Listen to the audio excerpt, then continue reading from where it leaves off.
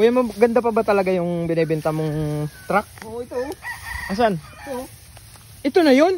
Oo, ito yun. Di ba hindi naman to truck ah?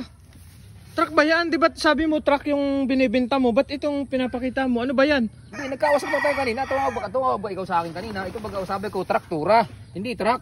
Oh, sinid mo pa nga sa akin picture kuya bago tayo nag-usap ng ano, bago pumunta dito. Paano ko na mabibili yan oh? Kitang-kita mo naman mga kalawangin na yan. Oh, sira-sira na. Ang linaw ng usapan natin kanina na sabi ko sa traktura. Hindi kuya. truck. Sabi mo kaganina, truck yung binibenta mo, hindi ganito. Ay bulok naman to oh. Sabi mo kuya maganda pa, good running condition. Tamo, binabahayan na to ng mga ano siguro eh. Hindi, Ang dami na mga ano oh, dami na mga damo. Hindi, akala ko ikaw yung kausap ko kanyang ano, yung sa junk shop na ano, tatap-tapin na to. Ay hindi. Kuya, di ba nag-usap tayo, nagkaintindihan eh. nag-send ka pa nga sa akin dito na sabi mo ayos pa ito. Pagpunta ko dito, maidadrive ko pa to pa uwi. Ano ba to? Itutulak ko pa ba ito? Ay, hindi ito yun. Kasi dalawa. Mukhang hindi naman to under May binibinta pa na ako isa doon. Dalawa yan eh. O hindi naman eh. Ang kailangan ko kuya, kargahan ng mais. Kasi nagbabiyahe-biyahe ako sa ibang lugar. Paano ko mabibiyahe ito? Ang bagal-bagal naman ito eh. Hindi tayo nagkaintindihan kuya. Ito pang ano ito, gamit ito sa sa pagtatanim ng mais. Traktura nga kuya ito eh. Sabi mo kanina kuya, truck. Nag-usap tayo na mabuti doon. 'Di ba nag-send ka pa sa akin ng picture?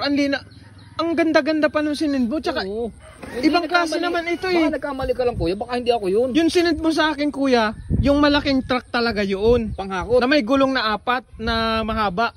Eh ano man ito oh. Saan ko gagamitin yan kuya? Eh di pang tanim kuya ng ang layo pa naman ang pinanggalingan ko. Tapos ganyan lang papakita mo. Lugi na ako sa pamasahe. Ayun ang gagawin natin kuya niyan. Ay yun ang ano itong binibinta ko. Wala na pati itong battery. Eh wala na talaga kuya, talagang pang ano na ito. Magkano ba ito? Ano, binibinta ko na ito ng 10,000. Kala ko na 10,000 natin ay 10,000 ay. Saka makakuha ng 10,000 kuya. Ayos na yung usap natin. Ang ganda na nung sinid mo sa akin picture. Pagdating dito, ganyang klase ang pinakita mo sa akin. Ready to ano naman to eh, ready to chop na to, hindi na to pang gamit. Sa junk shop na nga to kuya, pampakatimbang na nga to. Tamo na. Sabi mo kuya kaganina, ang linaw-linaw na sinabi mo. Sir, ito pong itong truck ko, bagong-bago pa ito, malayo pang mababiyahe pa nito. Ay, hindi paano kuya mababiyahe yan? Ito talagang pinicturean ko kayo ng ano. Ano yung itutulak ko na lang yan pauwi?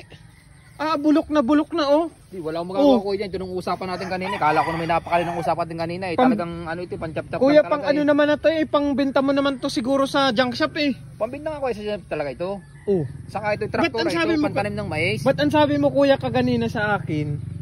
Pambiyahe sa malayuan, hindi pambenta sa junk shop. Hindi, mali na pagkakaintindi mo kuya, talagang pang junk shop. Kuya, ang linaw-linaw, tingnan mo doon sa inano ko sa iyo. Wala yung cellphone ko dala eh, diyan papakita ko sana sa iyo yung picture kayo na eh. Paano naman yan? Ang mahal ng pamasahe ko, galing pa akong Bicol.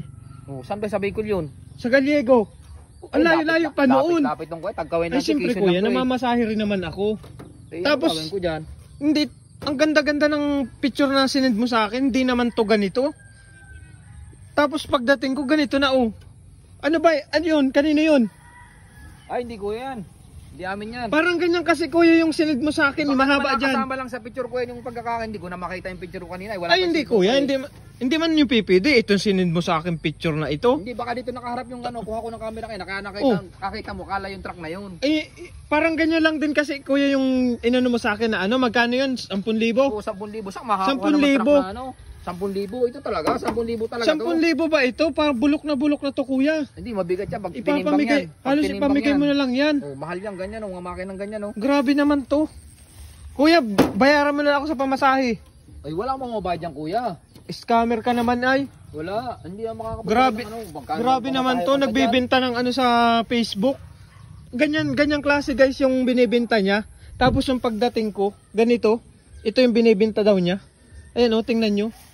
May papandeliver ko ba yan sa malayuan? Ang pantanim lang kuya ng mais yan. Tsaka wala na mga ano Tanim lang, pantanim sira-sira na, pinagtatagkal mo ng battery. Ang hinahanap ko pati kuya, yung pambiyahe sa malayuan, hindi ganito, kabagal-bagal nito. Hindi, akala ko talaga kuya yung pantanim ng mais yung hinahanap. Grabe ka kuya. Pasisya na, wala na akong magagawa dyan. Scammer pala tong ano na to. Ang ganda-ganda ng sinisend mo, tapos yung pagdating ko, iba yung ipapakita mo.